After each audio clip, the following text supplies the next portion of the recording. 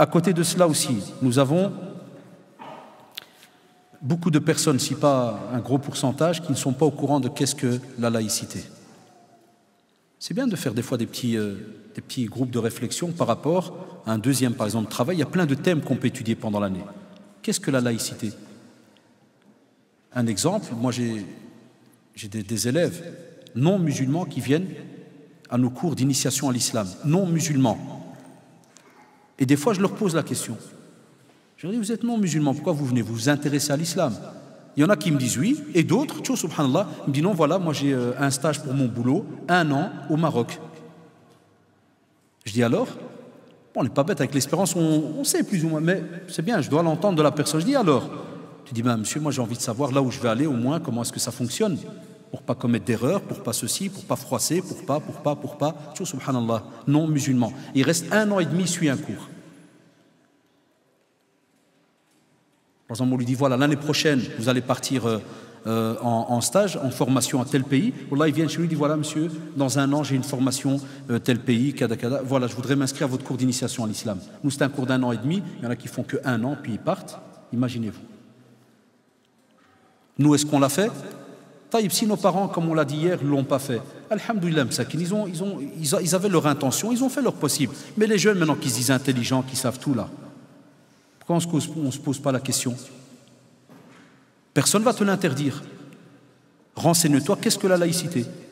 Et la laïcité, subhanallah, c'est comme une réponse, entre guillemets, à un spectre qui était vraiment catastrophique, et spécialement en France, et ça a fait des tâches en Belgique, par rapport à toute la période où l'Église a eu le pouvoir.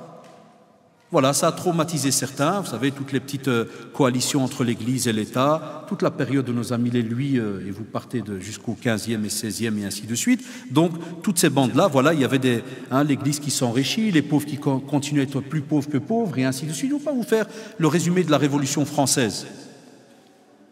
Donc voilà, il y a le spectre religieux qui est là.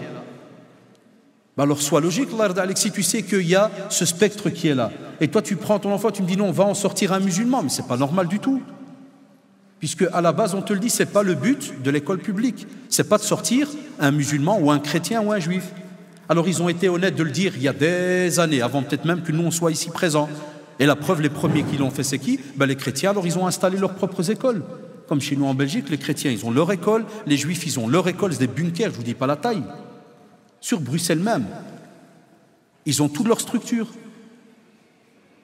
Pourquoi? Parce que ce sont des obédiences religieuses qui ont étudié de fond en comble qu'est-ce que l'enseignement laïque ou athée ou public. Et là, de nouveau, comme je le dis, ce qu'on dit maintenant, ce n'est pas de l'allumage ou de l'anarchie ou je ne sais quoi, non, loin de là, c'est des choses réelles, puisque eux-mêmes te disent, voilà, nous, c'est comme ça la laïcité. Le musulman, alors il dit, moi, l'islam, c'est comme ça, il n'y a pas de problème, vous n'êtes pas chez vous, entre guillemets, vous connaissez cette phrase, d'accord, on n'est pas chez vous, mais on va prendre tous les petits bouquins qui nous expliquent comment on doit fonctionner chez vous. Et là, on voit les règles. Et la preuve, ils te disent, vous pouvez, vas-y. Pourquoi? Parce que, comme on l'a dit de nouveau, lorsque quelqu'un n'est pas au courant de l'implication d'un certain style d'enseignement sur la personne qu'il a de plus cher, qui sont ses enfants, cette personne paiera une facture très salée à un certain moment. Un exemple, quand je vais sur Paris, souvent on m'amène des fois un jeune ou deux en me disant, voilà, est-ce qu'il y a moyen de lui parler? C'est des parents qui viennent, mon fils a largué la religion, c'est fini. Quand tu parles au jeune, il est devant la porte, il ne rentre même pas à la conférence. Quand tu lui dis, excuse-moi, qu'est-ce qui se passe, Kada? Tu dis, non, ça ne m'intéresse pas, c'est tout. Alors tu as deux discours, tu as des Arabes qui te disent qui crèvent, ils motent. Qu'est-ce qu'il va rajouter à la société? Ce genre de type, le jour que c'est son fils, qu'est-ce qu'il fait? Il vient, il t'appelle, il fait ouais, shaitan, c'est bien. Tu peux parler à mon fils? Non, c'est ta chair. Donc on te dit, allez étudier ce qu'il y a là-dedans. Et là, c'est tout à fait normal que vous allez comprendre que c'est tout à fait contradictoire par rapport à certaines règles. Il y a des lois, vous avez vu la loi Stasi et compagnie, jusqu'à arriver à une des dernières lois en 2007 qui a été votée ici. J'étais étonné quand j'ai vu le texte de la loi. Il te dit qu'on parle de l'interdiction de tout ce qui est les signes et termes démontrant une affiliation religieuse par le simple comportement de l'élève. Ça, ce n'est pas des choses cachées. Vous allez sur Internet, Wikipédia, là, vous connaissez, tu mets laïcité, il va te donner tous les... Ou bien la loi sur la laïcité, ou bien la loi sur le voile ou le hijab ou burqa ou autre en France, il va vous sortir un tas de textes de loi. Vous allez à la loi de 2007. Donc c'est pas caché. Ouvertement, on te dit qu'on ne veut pas. Ça veut dire même, regardez en français, le simple comportement de l'élève. Ce qu'ils ont appelé chez nous en Belgique, et maintenant il y a des élèves qui peuvent être renvoyés de l'école, ils appellent cela le prosélytisme. C'est des beaux termes. Hein. Il faut vraiment avoir étudié le grec, le latin, et tout le prosélytisme. C'est-à-dire, si tu as le malheur, par exemple, à l'école, tu dis à une fille entre filles, par exemple, qui va lui dire « Tchouf, c'est vrai qu'il fait chaud, mais s'il te plaît, garde un habit ample, ceci ou cela ». Si jamais un éducateur l'entend, il est obligé d'aller le dire au proviseur. Tu es convoqué, tu as un premier avertissement. Après toi, tu es renvoyé de l'école. De nouveau, l'enfant il est en contradiction. Ça veut dire qu'on apprend alors à cet enfant à ne plus faire un des actes qui est important chez nous en tant que musulmans, qui s'appelle an-nasiha, le conseil traduit par la sincérité. Comme a dit le prophète dans la tradition authentique, ad-dinu an-nasiha, ad-dinu an-nasiha, ad-dinu an-nasiha. Beaucoup de spécialistes dans le domaine du hadith disaient que quand le prophète accordait beaucoup d'importance à un sujet, il le répétait minimum combien? 3 fois, minimum. Regardez pour la colère, qu'est-ce qu'il lui a dit? Awsini ya Rasulullah, qu'est-ce qu'il lui a dit? La taghdab, awsini ya Rasulullah, la taghdab, la taghdab. Chaque fois tu trouves des rappels comme ça, pas de colère. Donc à côté de cela, on revient à ce texte, on vous dit subhanallah le nasiha.